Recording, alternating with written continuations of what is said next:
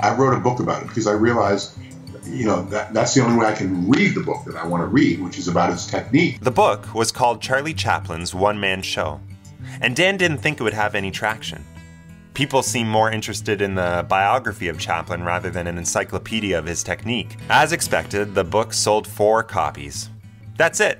But one of those copies landed in the hands of a young Robert Downey Jr., who at the time had just been cast in Richard Attenborough's 1992 biopic, Chaplin.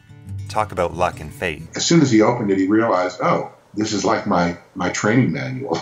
And he called me up in Pittsburgh, where I still live, and said, I think you may be the only person who can help me pull this off, and I'm coming to Pittsburgh to meet you.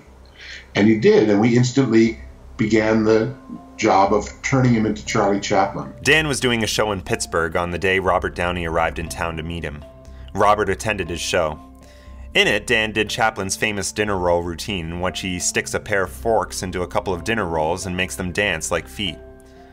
Robert approached Dan after the performance. The first thing he said to me was, I want you to tell me how to hold my fork. Because he recognized the nature of Chaplin's art was the whole way that he held himself and moved himself. He just doesn't move like anybody else. Dan and Robert began the rigorous training in preparation for what would eventually be an Oscar-nominated role.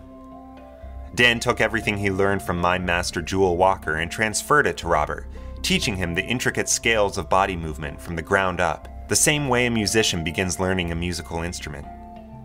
Dan also sat with Richard Attenborough, the director, and dissected the comedy sequences that had been written into the screenplay. He wasn't sure they would have the right comedic effect that Chaplin's had achieved. And so, with Attenborough's blessing, Dan designed new routines for Robert to perform on screen.